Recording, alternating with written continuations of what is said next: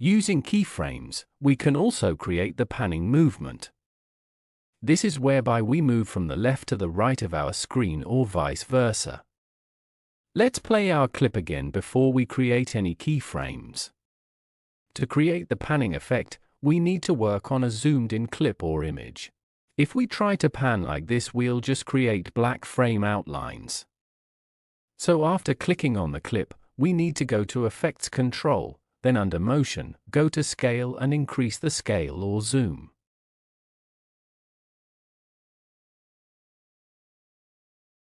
Now drag back the playhead to the beginning.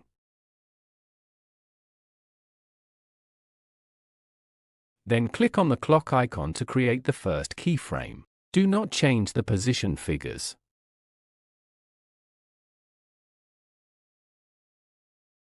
Now drag the playhead forward to the point where the panning will happen.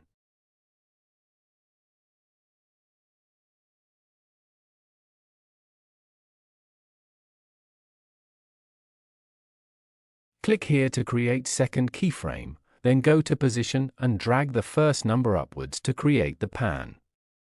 You must look into the preview window to avoid moving your clip too much and creating a black frame.